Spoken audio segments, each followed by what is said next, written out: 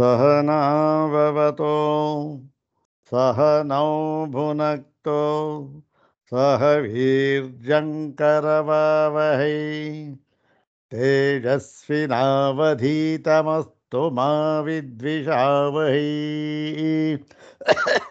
ॐ शान्ति शान्ति शान्तिः।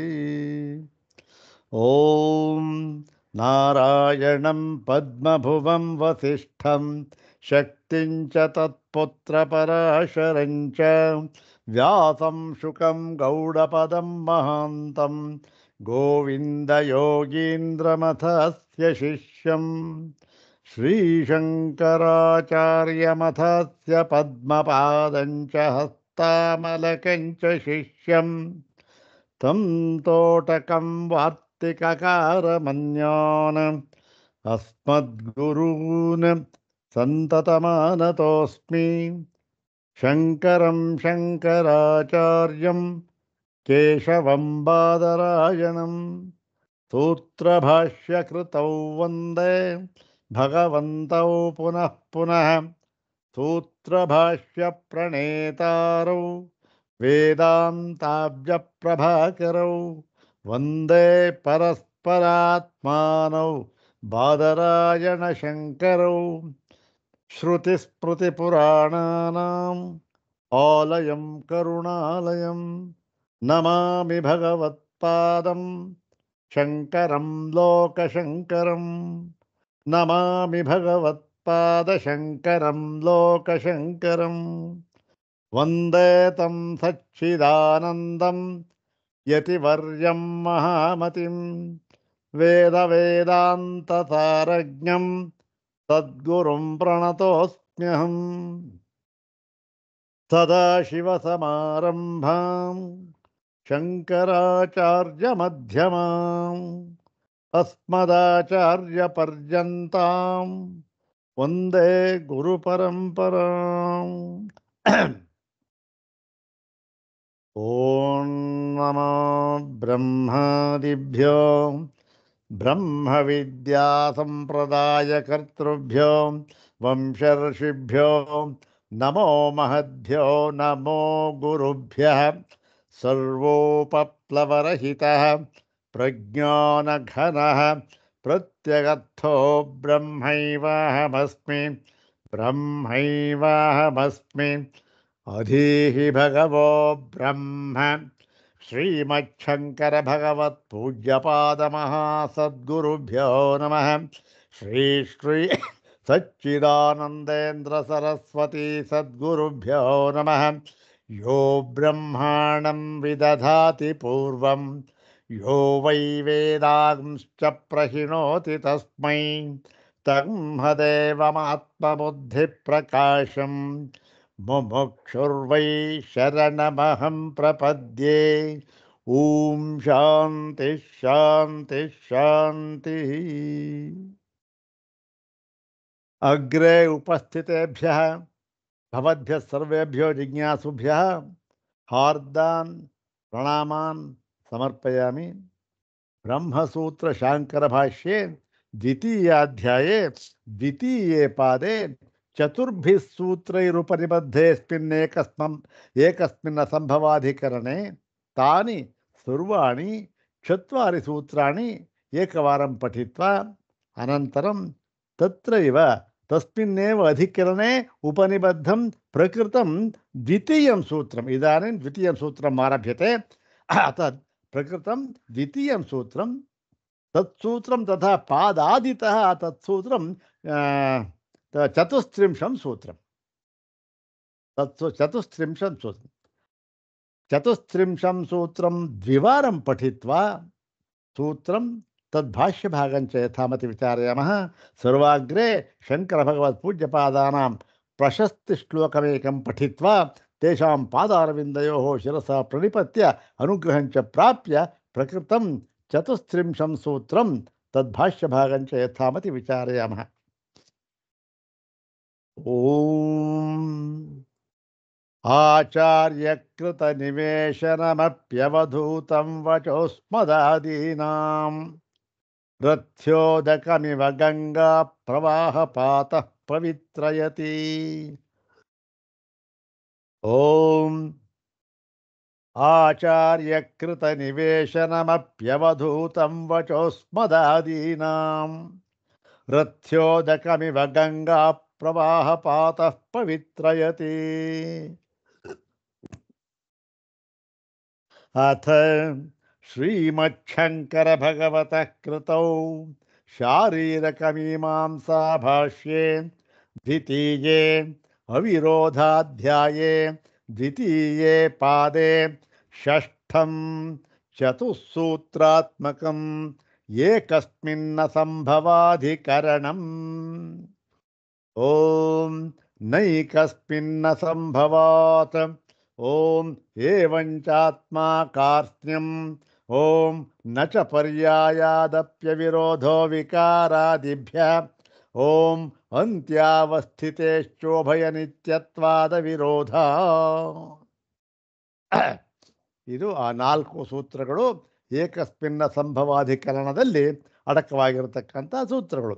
ಪ್ರಕೃತ ಈ ದಿನ ನಾವು ಅದರಲ್ಲಿ 2ನೆಯ ಸೂತ್ರ ಓಂ ಏವಂಚಾತ್ಮಾ ಕಾರ್ತ್ಸ್ನ್ಯಂ. ಓಂ ಏವಂಚಾತ್ಮಾ ಕಾರ್ತ್ಸ್ನ್ಯಂ ಅಂತಕ್ಕಂಥ ಒಂದು ಸೂತ್ರವನ್ನು ವಿಚಾರ ಮಾಡಬೇಕಾಗಿದೆ. ವಿಚಾರ ಮಾಡೋಣ. ಮೊಟ್ಟ ಮೊದಲಿಗೆ ಅದರ ಒಂದು ಪದವಿಭಾಗ ಅನ್ವಯಾರ್ಥವನ್ನು ನೋಡಿ ಅದರ ಸಂಗತಿಯನ್ನು ನೋಡಿ ಭಾಷ್ಯ ಭಾಗವನ್ನು ಮುಂದುವರಿಯೋಣ. ಓಂ ಏವಂಚಾತ್ಮಾ ಕಾರ್ತ್ಸ್ನ್ಯಂ. ಕಾರ್ತ್ಸ್ನ್ಯಂ ಬಹುಶಃ ಸಂಸ್ಕೃತದಲ್ಲಿ ಈ ಕಾರ್ತ್ಸ್ನ್ಯ ಅಂತ ಇದೆಯಲ್ಲ, ತಾಕ್ಕೆ ಸಾವತ್ತು, ನಾವತ್ತು, ಯಾವತ್ತು, ಅರ್ಕಾವತ್ತು, ಇಷ್ಟೂ ಒತ್ತುಗಳು ಒಂದು ಅಕ್ಷರಕ್ಕೆ ಬಂದಿರತಕ್ಕಂಥದ್ದು. ಬೇರೆ ಪದಗಳು ಇರಬಹುದೇನೋ ಗೊತ್ತಿಲ್ಲ. ನನಗೆ ಗೊತ್ತಿರತಕ್ಕಂಥದ್ದು ಇದೊಂದೇ ಒಂದು ಅಕ್ಷರ. ಏವಂಚಾತ್ಮ ಕಾರ್ತ್ಸ್ನ್ಯಂ ಅಂತಕ್ಕಂಥದ್ದು ನೋಡಿ. ತಕಾರಕ್ಕೆ ಇಲ್ಲಿ ಸಕಾರ, ನಕಾರ, ಯಕಾರ, ರಕಾರ ಇಷ್ಟೂ ಕೂಡ ಒಂದೇ ತಕಾರಕ್ಕೆ ಬಂದಿರತಕ್ಕಂಥದ್ದು. ಇದು ಕಾರ್ತ್ಸ್ನ್ಯಂ ಸ್ನೇಹ ಅಂತಕ್ಕಂಥ ಒಂದು ಅಕ್ಷರಕ್ಕೆ ಮಾತ್ರ ಇದು ಬಂದಿದೆ. ಬೇರೆದು ಇರಬಹುದೇನೋ ನನಗೆ ಗೊತ್ತಿಲ್ಲ. ಇರಲಿ. ಓಂ ಏವಂಚಾತ್ಮಾ ಕಾರ್ತ್ಸ್ನ್ಯಂ ಇತಿ ತ್ರಿಪದಾತ್ಮಕಂ ಇದಂ ಸೂತ್ರಂ. ಏವಂ ಚ ಆತ್ಮಾ ಕಾರ್ತ್ಸ್ನ್ಯಂ ಇದು ಒಂದೇ ಒಂದು ಪದ. ಆತ್ಮಾ ಕಾರ್ತ್ಸ್ನ್ಯಂ. ಇಲ್ಲಿ ಆತ್ಮಾ ಕಾರ್ತ್ಸ್ನ್ಯಂ ಅಂತಕ್ಕಂಥದ್ದು ಸಮಸ್ತ ಪದ. ಅದರ ಒಂದು ವಿಗ್ರಹವನ್ನು ಅನ್ವಯದಲ್ಲಿ ನೋಡ್ಕೊಳ್ಳೋಣ ನಾವು. ಈಗ ಎಷ್ಟು 3 ಪದಗಳುಳ್ಳ ಸೂತ್ರ ಇದು. ಅನ್ವಯ ಏನಾಗುತ್ತೆ? ಏವಂ ಚ ಆತ್ಮಾ ಕಾರ್ತ್ಸ್ನ್ಯಂ. ಚ ಮತ್ತು ಕೂಡ ಸಮುಚ್ಚಯಾರ್ಥ. ಹಿಂದೆ ಹೇಳಿತ್ತಲ್ಲ, ಹಿಂದೆ ಹೇಳಿದ್ದೇನು? ಈ ಒಂದೇ ಒಂದು ಧರ್ಮಿಯಲ್ಲಿ, ಒಬ್ಬನೇ ಧರ್ಮಿಯಲ್ಲಿ ಅಥವಾ ಒಂದೇ ಧರ್ಮಿಯಲ್ಲಿ ಅನೇಕ ವಿಕಲ್ಪಗಳು ಅಸಂಭವ ಅಂತ ಹೇಳಿ. ಅಸಂಭವ ಅಂದರೆ ಅವಾಗ ಏನು ಹೇಳುತ್ತೆ? ಒಂದು ನಿರ್ಣಯ ಅಂತ ಆಗೋದಿಲ್ಲ. ಒಂದು ಪದ ಅಥವಾ ಒಂದು ಪದಾರ್ಥ ಹೀಗೂ ಇರ್ಬೋದು, ಹಾಗೂ ಇರ್ಬೋದು, ಹೀಗಿಲ್ಲದೇನೂ ಇರ್ಬೋದು, ಹೀಗಿದ್ರೂ ಇರ್ಬೋದು, ಹೀಗಿಲ್ಲದೆ ಹೀಗಿದ್ದು ಮತ್ತು ಹೇಳೋದಕ್ಕೂ ಆಗೋದಿಲ್ಲ. ಹೀಗೆ ಅನೇಕ ವಿಕಲ್ಪಗಳನ್ನು ಮಾಡಿದಾಗ ನಾವು ಏನು ಅಂತ ನಿರ್ಣಯ ಮಾಡೋಣ? ಆದ್ದರಿಂದ ಇದು ಈ ಒಂದು ನಿರ್ಧಾರವಾಗಿ ಹೇಳತಕ್ಕಂತಹ ಶಾಸ್ತ್ರವಲ್ಲ. ಆದ್ದರಿಂದ ತತ್ವವನ್ನು ಯಥಾವತ್ತಾಗಿ ಒಂದು ನಿರ್ಧಾರ ಪೂರ್ವಕವಾಗಿ ಇದಮಿತ್ತಂ ಅಂತ ಹೇಳಬೇಕಲ್ವಾ, ಒಂದಿರಬೇಕು ಅಂತ ಹೇಳದೇ ಇರತಕ್ಕಂತಹ ಈ ಶಾಸ್ತ್ರ ಏನು ನಾವು ಅನುಕರಣೆ ಮಾಡಬೇಕಾದ್ದಿಲ್ಲ ಅಂತ ಹೇಳಿದರು. ಯಾತಕ್ಕೆ? ಒಂದೇ ಧರ್ಮಿಯಲ್ಲಿ ಅನೇಕ ಒಂದು ವಿಕಲ್ಪಗಳು ಅಸಂಭವ. ಹಾಗೆ ತಿಳ್ಕೊಳ್ಳೋಕ್ಕಾಗೋದಿಲ್ಲ. ಒಂದು ರೀತಿಯಾಗಿ ತಿಳ್ಕೊಳ್ಬೇಕಲ್ವಾ, ಹೀಗೇನು ತಿಳ್ಕೊಳ್ಬೇಕು ಅದನ್ನು ಹೇಳಿತ್ತು ಆ ಕಾರಣನ. ಮತ್ತು ಇಲ್ಲಿ ಚ ಅಂತ ಹೇಳಿದ್ರೆ ಮತ್ತು ಕೂಡ ಆ ಕಾರಣ ಅಲ್ಲದೆ ಇನ್ನೂ ಒಂದು ಕಾರಣವನ್ನು ನಾವು ಈಗ ಹೇಳುತ್ತೇವೆ. ಎಲ್ಲಿ? ನಿಮ್ಮ ದರ್ಶನದಲ್ಲಿ, ನಿಮ್ಮ ಸಮಯದಲ್ಲಿ. ಸಮಯ ಅಂದರೆ ಶಾಸ್ತ್ರ, ದರ್ಶನ ಅಂತ. ಮತ್ತು ಮತ್ತು ಏನು ಇಲ್ಲಿ ಏವಂ ಅಂದರೆ ಈ ರೀತಿಯಾಗಿ ಅಂತ ಇದೆ. ಈ ರೀತಿಯಾಗಿ ಅಂತಕ್ಕಂಥ ಹಿಂದೆ ಯಾವುದೋ ರೀತಿ ಹೇಳಿರ್ಬೇಕಲ್ಲ. ಏನದಕ್ಕೆ ಅಂದರೆ ಅದಕ್ಕೇನು ನಾವು ಸೇರಿಸ್ಕೋಬೇಕಿದೆ. ಏವಂ ಏಚ ಯಥಾ ಪೂರ್ವೋಕ್ತ ದೋಷ ಪ್ರಕಾರೇಣ ಅಂತ ಮಾತು ಸೇರಿಸ್ಕೋಬಹುದು. ಅಂದರೆ ಹಿಂದೆ ಹೇಳಿದ ದೋಷ ಪ್ರಕಾರದಿಂದ ಅದು ಯಾವ ದೋಷ ಅದು ಅಂದರೆ ಅನೇಕಾಂತಾಭ್ಯುಪಗಮ ದೋಷ ಪ್ರಕಾರೇಣ. ಅನೇಕಾಂತಾಭ್ಯುಪಗಮ ಒಂದು ಏಕಾಂತ ಐಕಾಂತಿಕತ್ವ ಅಂತಕ್ಕಂಥದ್ದಿಲ್ಲ. ವಿಕಲ್ಪ ಹೇಳ್ತಾ ಇದೆ. ಹೀಗೆ ಅನೇಕಾಂತ, ಈ ಅನೇಕಾಂತವನ್ನು ಒಪ್ಪುವುದು ಎಂಬತಕ್ಕಂಥ ದೋಷದ ಕಾರಣದಿಂದ ಏನಾಗುತ್ತೆ? ಬರೀ ಒಂದು ಧರ್ಮಿ ಅಂತ ಅಷ್ಟೇ ಅಲ್ಲ, ಈ ಪ್ರಕಾರದಿಂದ ಆತ್ಮ ಕಾರ್ತ್ಯಂ. ಇದು ಹೇಗೆ ಬಿಡಿಸ್ಕೋಬೇಕು? ಬಿಡಿಸ್ಕೊಳ್ಬೇಕಾದ್ದು, ಸಂಧಿಯನ್ನು ಬಿಡಿಸ್ಕೊಳ್ಬೇಕಾದ್ದು ಆತ್ಮ ಅಕಾರ್ತ್ಸ್ನ್ಯಂ. ಆತ್ಮ ಕಾರ್ತ್ಸ್ನ್ಯಂ ಬೇಕಾ ಎರಡು ಅವಗ್ರಹವನ್ನು ಹಾಕ್ಕೋಬಹುದು. ಅವಗ್ರಹ ಹಾಕೋದು ಹಿಂದೆ ರೂಢಿ ಇರಲಿಲ್ಲ, ಅದು ತುಂಬ ಈಚೆಗೆ ಬಂದ ಒಂದು ಪದ್ಧತಿ. ಯಾಕೆಂದರೆ ಪದ ಛೇದ ಮಾಡುವಾಗ, ಸಂಧಿಯನ್ನು ಬಿಡಿಸುವಾಗ ಈ ಅಕಾರ ಬೇಕೋ ಆಕಾರ ಬೇಕೋ ಅದು ಗೊತ್ತಾಗ್ತಾ ಇರಲಿಲ್ಲ. ಆದ್ದರಿಂದ ಎರಡು ಅವಗ್ರಹ ಒಂದವರೆ ಹಾಕೋತಾ ಇದ್ರು. ಇಲ್ಲಿ ಆತ್ಮ ಅಕಾರ್ತ್ಸ್ನ್ಯಂ ಅಂತ ಸಂಧಿ ಮಾಡಿದ್ರೆ ಅದು ಸಮಸ್ತ ಪದ. ಅದು ವಿಗ್ರಹ ಏನಾಗುತ್ತೆ? ಆತ್ಮನಃ ಅಕಾರ್ತ್ಸ್ನ್ಯಂ. ಆತ್ಮನಿಗೆ ಅಕಾರ್ತ್ಸ್ನ್ಯಂ. ಅಕಾರ್ತ್ಸ್ನ್ಯ ಎನ್ನುವುದು ಆಪದ್ಯತೆ, ಬಂದೊದಗುತ್ತದೆ. ಬರೀ ಧರ್ಮಿಗೆ ಅಲ್ಲ, ಆತ್ಮನಿಗೂ ಕೂಡ ಅಕಾರ್ತ್ಸ್ನ್ಯ ಅಂತಕ್ಕಂಥದ್ದು ಬಂದೊದಗಿ ಬಿಡುತ್ತದೆ.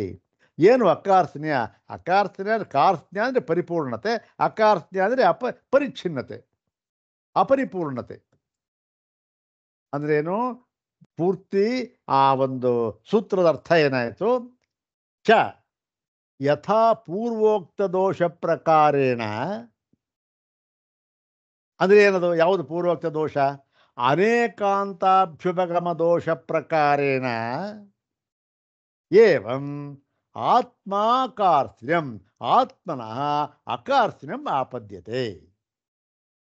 ಆತ್ಮನಿಗೆ ಅಕಾರ್ತ್ಸ್ನ್ಯ ಎಂಬ ದೋಷವು ಬಂದು ಬಿಡುತ್ತದೆ. ಹೇಗೆ? ಇಲ್ಲಿ ಆತ್ಮ ಅಂತ ಹೇಳಿ ಆತ್ಮ ಅಂದ್ರೆ ಏನು ಅಂತಕ್ಕಂಥದ್ದೆಲ್ಲ ಭಾಷ್ಯದಲ್ಲಿ ವಿಚಾರ ಮಾಡ್ತಾರೆ. ಇದು ಯಾರು ಹೇಳ್ತಕ್ಕಂಥ ಮಾತಿದು? ಸಿದ್ಧಾಂತಿಗಳು. ಹೌದಾರೆ? ಸಿದ್ಧಾಂತಿಗಳು ಯಾರಿಲ್ಲಿ? ವೇದಾಂತಿಗಳು. ವೇದಾಂತಿಗಳು ಹೇಳ್ತಕ್ಕಂಥ ಮಾತಿದು. ವೇದಾಂತಿಗಳು ಇಲ್ಲಿ ಆತ್ಮ ಅಂತ ಹೇಳಿದಾಗ ಏನರ್ಥ ಆತ್ಮ ಅಂತ ಅನ್ನೋದಕ್ಕೆ ಭಾಷ್ಯವನ್ನೇ ನಾವು ನೋಡಬೇಕು. ನೋಡೋಣ ಭಾಷ್ಯ ಹೇಗೆ ಮಾಡ್ತಾರೆ.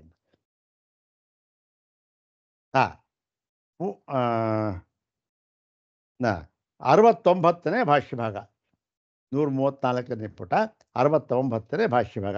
ಇನ್ನೊಂದು ಸಲ ಸೂತ್ರವನ್ನು ಹೇಳ್ಕೊಳ್ಳೋಣ.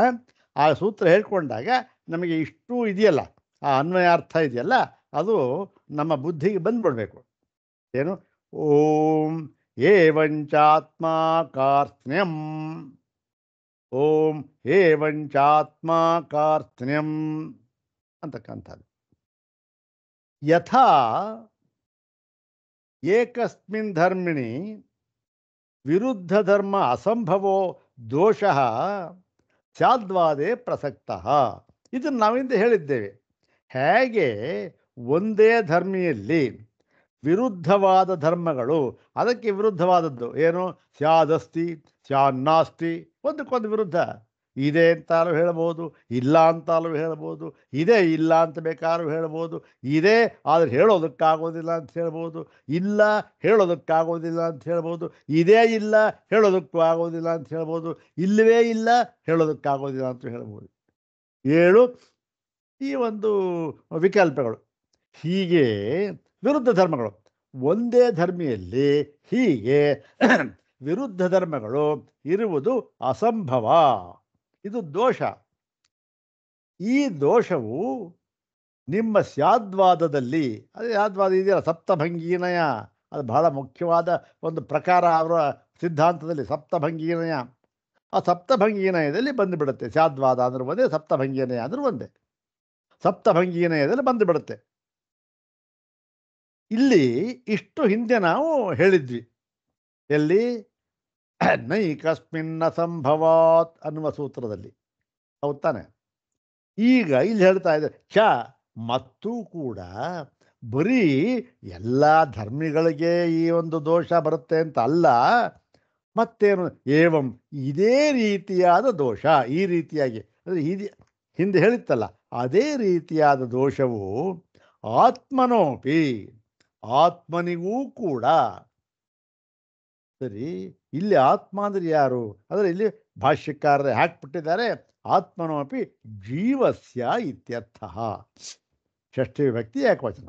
ಆತ್ಮನಃ ಜೀವಸ್ಯ, ಆತ್ಮನೋಪಿ ಜೀವಸ್ಯ ಅಂದರೆ ಇಲ್ಲಿ ಆತ್ಮ ಅಂದರೆ ಜೀವನ ಅಂತ ಅರ್ಥ. ಯಾಕೆ ಅಂತಕ್ಕಂಥದ್ರೆ ವೇದಾಂತಿಗಳು ಒಪ್ಪಿರತಕ್ಕಂತಹ ಆತ್ಮತತ್ವವನ್ನ, ವೇದಾಂತಿಗಳು ಯಾವ ಆತ್ಮತತ್ವವನ್ನ ಯಾವ ಪ್ರಕಾರವಾಗಿ ಒಪ್ಪಿದ್ದಾರೆಯೋ ಆ ಪ್ರಕಾರವಾಗಿ ಆ ಆತ್ಮತತ್ವವನ್ನ ಈ ವಿವಸನ ಸಮಯದಲ್ಲಿ ಒಪ್ಪಿಲ್ಲ. ಆದ್ದರಿಂದ ಇಲ್ಲಿ ವೇದಾಂತಿಗಳ ಆತ್ಮವನ್ನು ತರೋಕ್ಕಾಗೋದಿಲ್ಲ.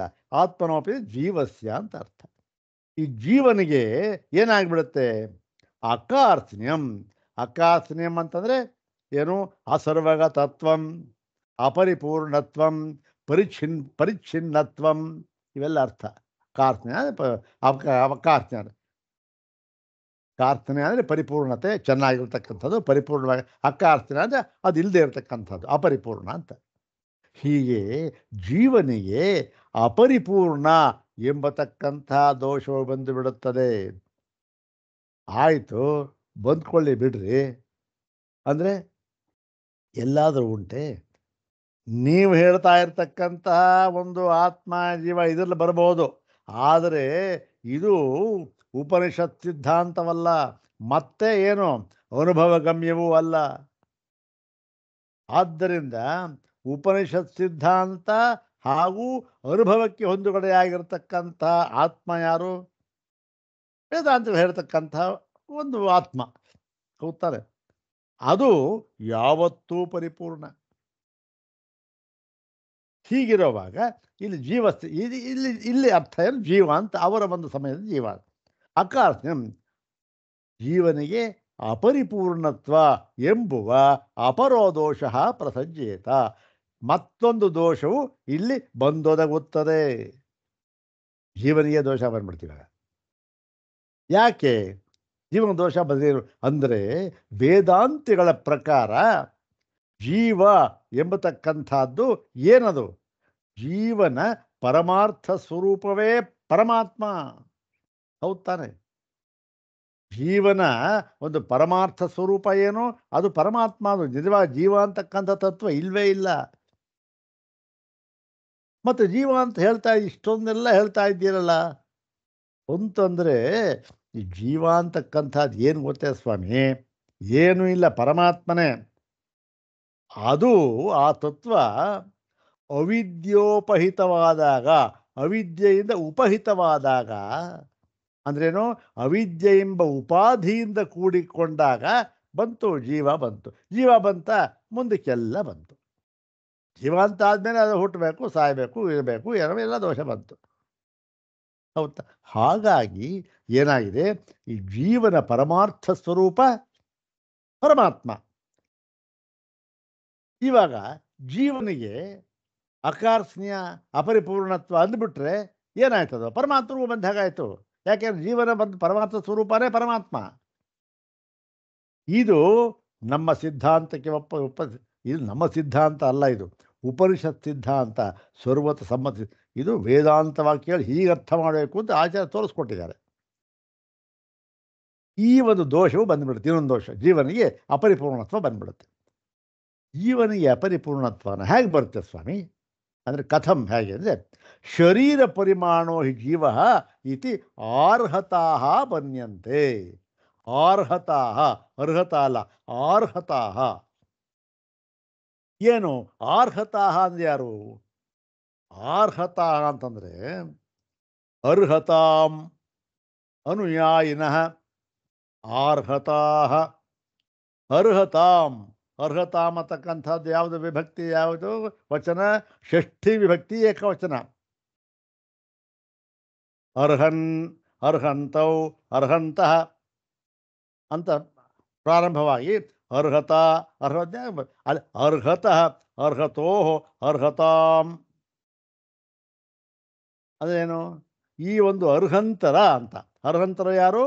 ಅವರು ಅವರು ನಿತ್ಯ ಸಿದ್ಧರವರು, ನಿತ್ಯ ಮುಕ್ತರವರು. ಇಂಥ ನಿತ್ಯ ಮುಕ್ತ ಅವರೇ ತೀರ್ಥಂಕರರು, ತೀರ್ಥಕರರು. ಇವರನ್ನು ಅನುಸರಿಸತಕ್ಕಂಥವ್ರು ಎಲ್ಲರೂ ಕೂಡ ಆರ್ಹತರು. ಅರ್ಹಂತರನ್ನ ಅನುಸರಿಸತಕ್ಕವರು ಆರ್ಹತರು. ಅವರು ಯಾರು? ಅವರೇ ವಿವಸನರು, ಜೈನರು. ಹೌದು. ಅವರೇನು ಹೇಳ್ತಾರೆ ಅಂದರೆ, ಜೀವ ಇದೆಯಲ್ಲ ಅವನು ಶರೀರ ಪರಿಮಾಣ. ಅವನಿಗೇನೋ ಅವನು ಶರೀರ ಪರಿಮಾಣ ಅಂತ ಹೇಳ್ತಾರೆ. ಶರೀರ ಪರಿಮಾಣ ಅಂದ್ರೆ ಏನು? ಇವಾಗ ಜೀವ ನಾವೆಲ್ಲ ಇದ್ದೇವೆ. ಏನು ಇದ್ರೆ ಈ ನಮ್ಮ ಇರ್ತಕ್ಕಂಥ ಜೀವ ಜೀವ ಅಂತ ಅದು ನಮ್ಮ ಒಂದು ಶರೀರಕ್ಕೆ ಸೀಮಿತವಾಗಿದೆ. ಶರೀರ ಪರಿಮಾಣ ಹಿ ಜೀವ ಇತಿ ಆರ್ಹತಾ ಮನ್ಯಂತೆ. ಆಯಿತು. ಶರೀರ ಪರಿಮಾಣತಾಯಾಂಚ ಸತ್ಯಾಂ ಅಕೃಷ್ಣಃ ಅಸರ್ವಗತಃ ಪರಿಚ್ಛಿನ್ನಃ ಆತ್ಮ ಇತ್ಯತಃ ಘಟಾದಿವತ್ ಅನಿತ್ಯತ್ವಂ ಆತ್ಮನಃ ಪ್ರಸಜ್ಯೇತ.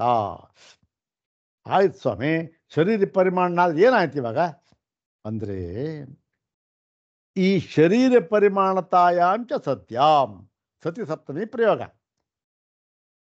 ಈ ಒಂದು ಜೀವ ಶರೀರ ಪರಿಮಾಣದವನು ಎಂದು ಆಗಿಬಿಟ್ಟರೆ ಆಗ ಏನಾಗುತ್ತೆ? ಈ ಒಂದು ಜೀವನಿಗೆ, ಆತ್ಮನಿಗೆ, ಆತ್ಮಾಕಾತೆ ಸೂತ್ರಾಕ ಆತ್ಮ ಅಂತೆ, ಆತ್ಮನಿಗೆ ಏನಾಗುತ್ತೆ? ಅಕೃಷ್ಣ. ಆ ಜೀವ ಏನಾಗ್ತಾನೆ? ಅವನು ಅಕೃಷ್ಣ ಅಂತ ಆಗ್ಬಿಡ್ತಾನೆ. ಅಂದ್ರೆ ಏನು? ಅಪರಿಪೂರ್ಣ ಅಂತ ಆಗ್ಬಿಡ್ತಾನೆ. ಮತ್ತೆ ಅಸರ್ವಗತ, ಅವನು ಸರ್ವವ್ಯಾಪಿ ಅಲ್ಲ ಅಂತ ಆಗ್ಬಿಡ್ತಾನೆ. ಯಾಕೆ? ಶರೀರ ಪರಿಮಾಣ. ಹೌದ್ ತಾನೆ? ಅವರು ಜೈನರ ಮತ್ತೆ ಒಪ್ತಾರೆ.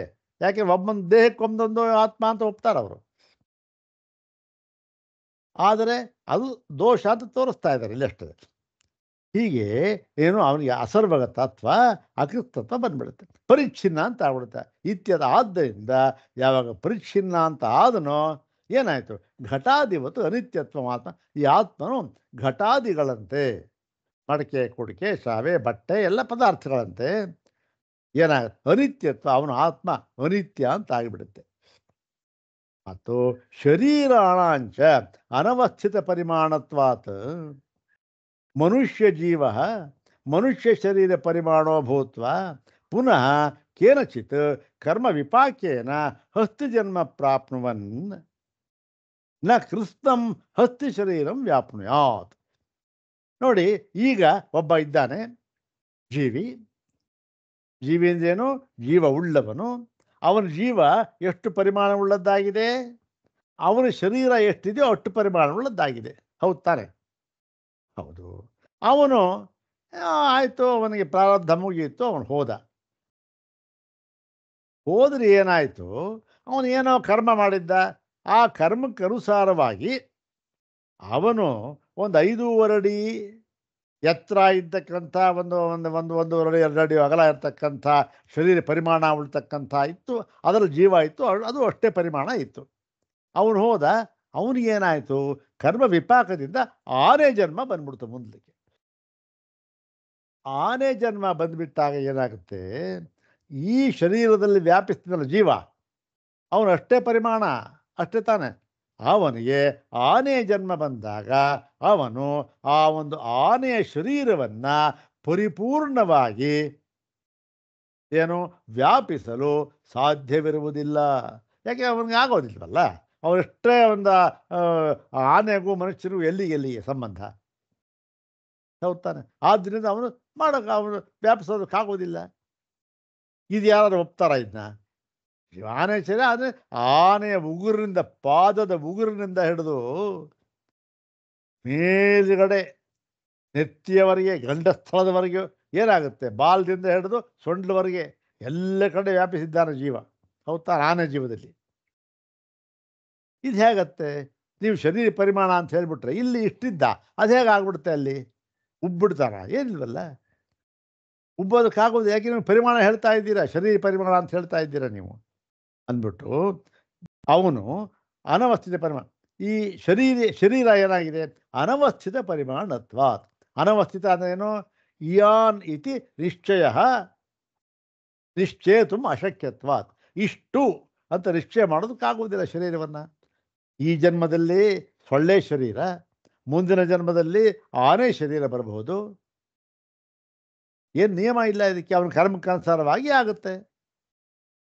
ಹೌದಾನೆ? ಹಾಗಿರುವಾಗ ಸೊಳ್ಳೆಯ ಒಂದು ಆ ಜನ್ಮದಲ್ಲಿ ವ್ಯಾಪಿಸಿರತಕ್ಕಂತಹ ಜೀವ, ಅವನಿಗೆ ಆ ಜೀವಕ್ಕೆ ಆನೆಯ ಶರೀರ ಪ್ರಾಪ್ತವಾದಾಗ ಈ ಜೀವ ಆನೆಯ ಶರೀರವನ್ನು ವ್ಯಾಪಿಸುವುದಕ್ಕೆ ಸಾಧ್ಯವ? ಯಾರ ಪ್ರಕಾರ? ನಿಮ್ಮ ಪ್ರಕಾರ ಶರೀರ ಪರಿಮಾಣ ಅಂತ ಹೇಳ್ತಾ ಆಗೋದಿಲ್ಲ. ಅಂತೂ ಹತ್ತಿ ಜನ ಪ್ರಾಪ್ನುವನ್ ಕೃಷ್ಣಂ ಹಸ್ತಿ ಶರೀರಂ ವ್ಯಾಪ್ನುಯಾತ್. ಅವನು ಎಲ್ಲ ಪೂರ್ಣವಾಗಿ ಹಸ್ತಿ ಶರೀರ, ಆನೆಯ ಶರೀರವನ್ನು ವ್ಯಾಪಿಸುವುದಕ್ಕೆ ಆಗುವುದಿಲ್ಲ. ಆಗುವುದಿಲ್ಲ, ವ್ಯಾಪ್ನುಯಾತ್ ಆಗುವುದಿಲ್ಲ. ಮತ್ತೆ ಆನೆ ಜನ್ಮ ಇತ್ತು, ಸರಿ ಬಿಟ್ಬಿಡ್ರಿ. ಆನೆ ಜನ್ಮ ಇದೆಯಲ್ಲ, ಆನೆ ಜನ್ಮದೇನು? ಜೀವ ಇತ್ತು, ಆ ಪರಿಪೂರ್ಣವಾಗಿ ವ್ಯಾಪಿಸಿತ್ತು ಎತ್ಕೊಳ್ಳೋಣ. ಪರಿಪೂರ್ಣವಾಗಿ ವ್ಯಾಪಿಸಿತ್ತು ಆನೆ ಜನ್ಮದಲ್ಲಿ ಆ ಜೀವ. ಆನೆ ಹೋಯಿತು, ಮತ್ತೆ ಏನಾಯಿತು? ಮತ್ತೆ ನೋಡಿ ಹೇಳ್ತಾರೆ, ಪುತ್ತಿಕಾ ಜನ್ಮಚ ಪ್ರಾಪ್ನುವನ್. ಪುತ್ತಿಕಾ ಅಂದರೆ ಇರುವೆ, ವೈಟ್ ಹ್ಯಾಂಡ್ಸ್. ವೈಟ್ ಹ್ಯಾಂಡ್ಸ್ ಗೆದ್ದಲು, ವೈಟ್ ಹ್ಯಾಂಡ್ಸ್. ಅದು ಆ ಜನ್ಮ ಬಂತು. ಆನೆ ಜನ್ಮ ಹೋಯಿತು, ಈ ಜನ್ಮ ಬಂತು. ಓಹೋ, ಆನೆ ಜನ್ಮದಲ್ಲಿ ವ್ಯಾಪಿಸಿದ್ದ ಶರೀರ, ಆ ಜೀವ ಇಷ್ಟು ಸಣ್ಣ ಇರತಕ್ಕಂಥ ಗೆದ್ದಲುನಲ್ಲಿ ಹೇಗೆ ವ್ಯಾಪಿಸುತ್ತಾನೆ? ಅವನು ಸಾಕಾಗುತ್ತ ಅದು? ಪುತ್ತಿಕಾ ಜನ್ಮ ಚ ಪ್ರಾಪ್ನುವನ್ ನ ಕೃಷ್ಣ ಪುತ್ತಿಕಾ ಶರೀರೇ ಸಂಮೀಯೇತ. ಆವಾಗ ಏನಾಗುತ್ತೆ? ಪೂರ್ಣವಾಗಿ ಆ ಒಂದು ವೈಟ್ ಹ್ಯಾಂಡ್ ಗೆದ್ದಲು ಹುಳುವಿನ ಶರೀರಕ್ಕೆ ಪ್ರವೇಶ ಮಾಡೋದಕ್ಕಾಗೋದಿಲ್ಲ. ಯಾಕೆ? ಸಣ್ಣ ಜಾಗ, ಇವನ ಆಕಾರ ದೊಡ್ಡದು, ಹೇಗೆ ಪ್ರವೇಶ ಮಾಡೋಕ್ಕಾಗುತ್ತೆ? ಸಂಮೀಯತ, ಅಳತೆ ಮಾಡೋದು ಸಾಧ್ಯ, ಮಾಡೋದು ಸಾಧ್ಯವಿಲ್ಲ, ಹೊಂದಿಕೊಳ್ಳೋದಿಲ್ಲ. ಅಂತೂ ಸಮಾನಃ ಏಷಃ ಏಕಸ್ಮಿನ್ನಪಿ ಜನ್ಮನಿ ಕೌಮಾರ ಯೌವನ ಸ್ಥಾವಿರೇಶು ದೋಷಃ. ಇದು ಜನ್ಮ ಆಯ್ತು ನೋಡ್ರಿ. ಯಾರಿಗೆ ಗೊತ್ತ್ರಿ? ಇದೇ ಜೀವ ಇರ್ತಾನೋ ಸೊಳ್ಳೆನಲ್ಲಿ, ಅವನೇ ಮುಂದೆ ಆನೆ ಆಗ್ತಾನೆ ಅಂತ ಅವೆಲ್ಲ ಕಥೆ ಬೇಡ್ರಿ. ಅಂದರೆ ಹೋಲಿ ಬಿಟ್ಬಿಡಪ್ಪ, ಅದನ್ನ ಇದೇ ಜನ್ಮದಲ್ಲಿ ನೋಡು, ನಿನ್ನ ಅನುಭವವನ್ನೇ ನೋಡು. ನೀನು ಹುಟ್ಟಿದಾಗ ಎಷ್ಟಪ್ಪ ಇದ್ದೆ? ನಿನ್ನ ಪೂರ್ಣ ಪರಿಮಾಣ 3 kg ಅಷ್ಟೇ ತಾನೆ. 1.5 ಅಡಿ ಉದ್ದ, ಅಷ್ಟು ವ್ಯಾಪಿಸಿದ್ದೆ. ಯೌವನ ಆಯಿತು, ಬಾಲ್ಯ ಆಯಿತು, ದೊಡ್ಡದಾಗಿದೆ. ಯೌವನ ಆಯಿತು, ಇನ್ನೂ ದೊಡ್ಡದಾದೆ. ಹೌದು ತಾನೆ? ಈಗ ನೀನು ಶರೀರ ಪರಿಮಾಣ ಅಂತ ಹೇಳಿಬಿಟ್ರೆ ಹೇಗೆ ಆ ಒಂದು ನವಜಾತ ಶಿಶುವಿನಲ್ಲಿ ಆ ವ್ಯಾಪಿಸಿದ್ದ ಜೀವ ನಿನ್ನ ಬಾಲ್ಯದಲ್ಲಿ ಹೇಗೆ ಪೂರ್ಣವಾಗಿ ವ್ಯಾಪಿಸಲು ಸಾಧ್ಯ? ಅದೇ ಯೌವನದಲ್ಲಿ ಇನ್ನೂ ಹೇಗೆ ವ್ಯಾಪಿಸಲು ಸಾಧ್ಯವೇ ಇಲ್ಲ. ಸಮಾನ, ಈ ದೋಷ ಸಮಾನವಾಗಿರುತ್ತೆ ಒಂದೇ ಜನ್ಮದಲ್ಲಿ. ಜನ್ಮಾಂತರ ಬೇಡ, ನಾವು ಒಪ್ಪೋದಿಲ್ಲ ಕಂಡ್ರೆ. ಈ ಉದಾಹರಣೆ ತಗೋ, ಕೌಮಾರ ಯೌವನ ಸ್ಥಾವಿರ ದೋಷ ಅಂತ ಹೇಳಿದ್ರು. ಹೇಗಾಗುತ್ತೆ? ಆಗೋದಿಲ್ವಲ್ಲಪ್ಪ. ಅದಕ್ಕೆ ಆ ಒಂದು ಸಿದ್ಧಾಂತಿ ಜೈನರು ಹೇಳಿದ್ರು, ಏನಂತಾರೆ ಅವರಿಗೆ ಸ್ಯಾದೇತತ್ತು. ನೋಡಿ ಸ್ವಾಮಿ, ನೀವು ಹೇಳ್ತಾ ಇರ್ತಕ್ಕಂಥದ್ದು ತಪ್ಪು. ನೀವು ಜೀವನ ವಿಷಯದಲ್ಲಿ ಸರಿಯಾಗಿ ಹೇಳ್ತಾ ಇಲ್ಲ. ಏನಪ್ಪ ಅಂದರೆ ಸ್ಯಾದೇತ. ನೋಡಿ, ಜೀವ ಹೇಗಿದ್ದಾನೆ ಗೊತ್ತೇನು? ಅನಂತಾವಯವೋ ಜೀವ. ಈ ಜೀವ ಇದ್ದಾನಲ್ಲ ಸ್ವಾಮಿ, ಅವನ ಅವಯವಗಳು ಅನಂತವಾಗಿವೆ. ಅಂದರೆ ಇಷ್ಟು ಅಂತ ಹೇಳೋದಕ್ಕಾಗೋದಿಲ್ಲ. ಅಂದರೆ ಏನರ್ಥ? ಇದರ್ಥ ನೋಡಿ, ಸೊಳ್ಳೆ ಶರೀರದಲ್ಲಿದ್ದಾಗ ಅವನಿಗೆ ಎಷ್ಟೋ ಅವಯವಗಳು ಇರುತ್ತೆ. ಹೌದು ತಾನೆ? ಅದೆಲ್ಲ ಏನು? ಅಲ್ಲಿ ಸೊಳ್ಳೆ ಶರೀರಕ್ಕೆ ಎಷ್ಟು ಬೇಕೋ ಅಷ್ಟೆಲ್ಲ ಇರ್ತವೆ. ಆದರೆ ಆ ಜೀವಿ ಅನಂತಾವಯವವುಳ್ಳವನು. ಅದೆಲ್ಲ ಎಲ್ಲಿರುತ್ತೆ? ಅದೆಲ್ಲ ಸಂಕೋಚವಾಗಿ ಬಿಟ್ಟಿರುತ್ತೆ ಅದರಲ್ಲಿ.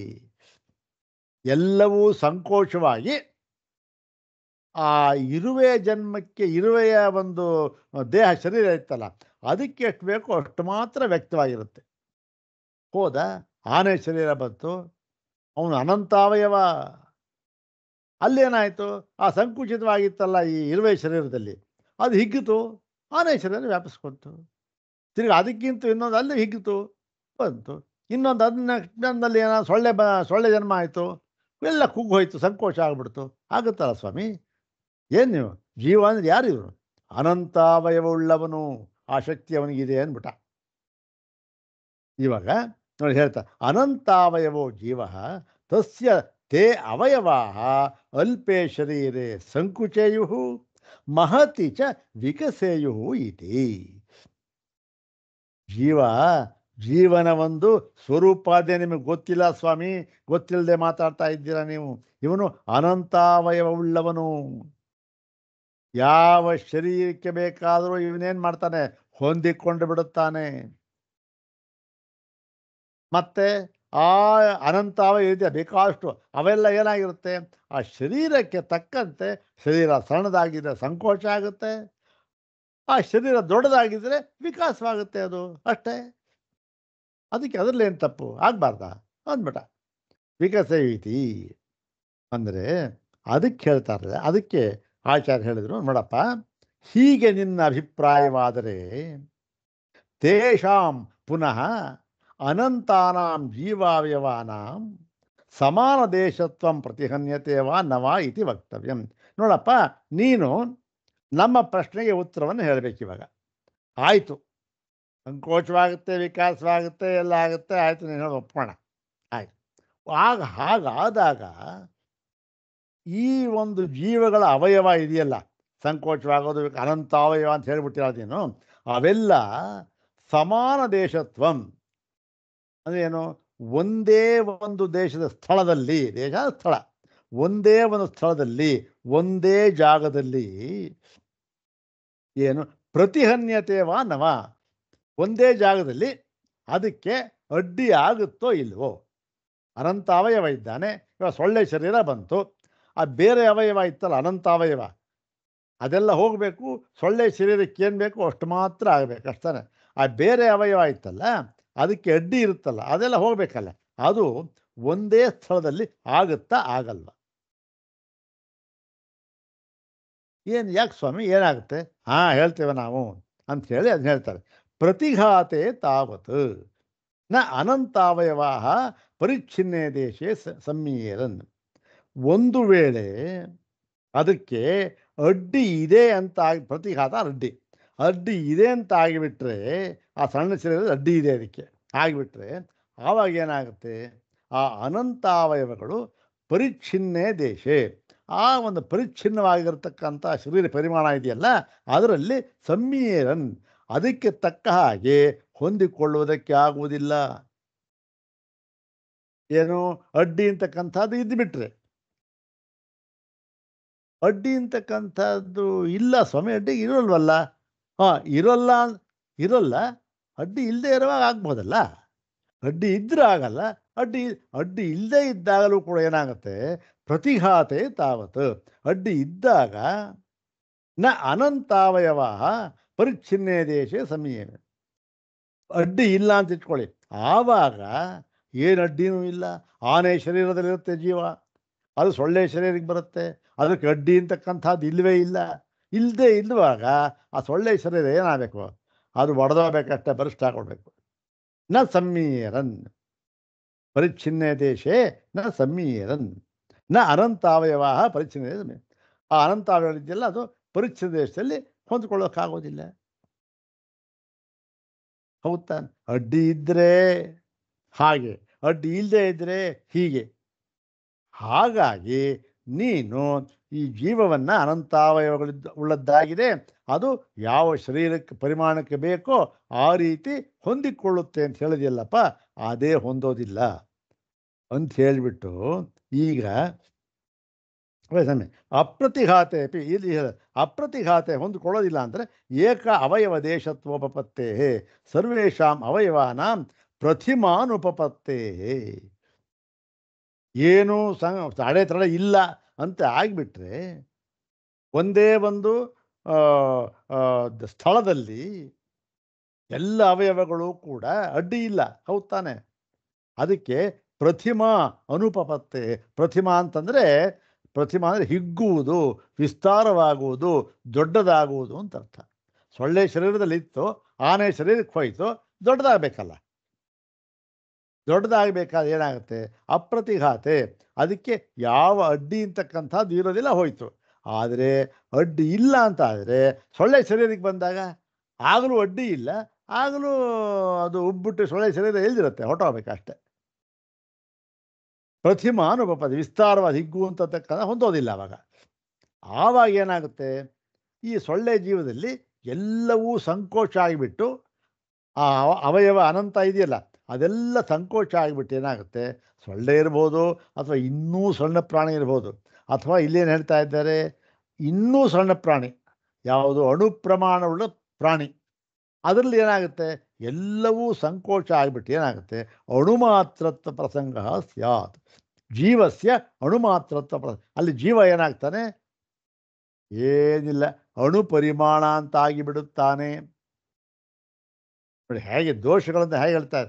ಆನೆ ಶರೀರದಲ್ಲಿ ಏನು ಅಡ್ಡಿ, ಯಾವ ಅಡ್ಡಿ ಇದೆ ಅಂತಾದರೆ ಆನೆ ಶರೀರ ವ್ಯಾಪಿಸವಾಗಿಲ್ಲ. ಅಡ್ಡಿ ಇಲ್ಲ ಅಂತ ಆದರೆ ಸೊಳ್ಳೆ ಶರೀರ ಬರಿಷ್ಠ ಆಗ್ಬಿಡ್ಬೇಕು. ಅವಯವ ಇದೆಯಲ್ಲ, ಅಡ್ಡಿ ಇಲ್ಲ, ವಿಕಾಸವಾಗಿಬಿಡುತ್ತೆ. ಪ್ರತಿಮಾ ಅಂತ ವಿಕಾಸ ಆಗಿಬಿಡುತ್ತೆ. ಅದಾಗೋದಿಲ್ಲ, ಸೊಳ್ಳೆ ಶರೀರ ಒಡೆದೋಗೋದಿಲ್ಲ. ಹೀಗೆ ಪ್ರತಿಘಾತ ಇದ್ರೂ ಒಂದೇ, ಪ್ರತಿಘಾತ ಇಲ್ಲದೆ ಇದ್ರೂ ಒಂದೇ ದೋಷ ಪ್ರಾಪ್ತವಾಗುತ್ತೆ. ಮತ್ತು ಅಪಿಚ ಮತ್ತು ಕೂಡ ಶರೀರ ಮಾತ್ರ ಪರಿಚ್ಛಿನ್ನಾನಾಂ ಜೀವಾವಯವಾನಾಂ ಆನಂತ್ಯಂ ನೋತ್ಪ್ರೇಕ್ಷಿತಮಪಿ ಶಕ್ಯಂ. ಇದಿಷ್ಟೆಲ್ಲ ಹೇಳ್ತಾ ಇದ್ದೀರಲ್ಲಪ್ಪ ನೀವು. ಏನು ಜೀವ ಇದ್ದಾನೆ, ಅವನು ಅನಂತಾವಯವ ಅಂತೆಲ್ಲ ಹೇಳ್ತಾ ಇದ್ದೀರಲ್ಲ. ಇದು ಮೊಟ್ಟ ಮೊದಲಿಗೆ ನೀವು ಈ ಜೀವನನ್ನ ಅನಂತಾವಯವ ಅಂತ ಹೇಳುವುದೇ ಹೊಂದುವುದಿಲ್ಲ. ಅದು ಹೊಂದಿದ್ರೆ ತಾನೆ ಅದು ಆ ಪರಿಮಾಣನೋ ಈ ಪರಿಮಾಣನೋ ಅದೋ ಇದೋ ಅಂತಕ್ಕಂಥದ್ದು ಹೇಳೋದು. ಅದೇ ಹೊಂದೋದಿಲ್ಲ. ಜೀವನಿಗೆ ಅನಂತ ಪರಿಮಾಣ, ಅನಂತ ಅವಯವತ್ವ ಅಂತಕ್ಕಂಥದ್ದೇ ಹೊಂದೋದಿಲ್ಲ.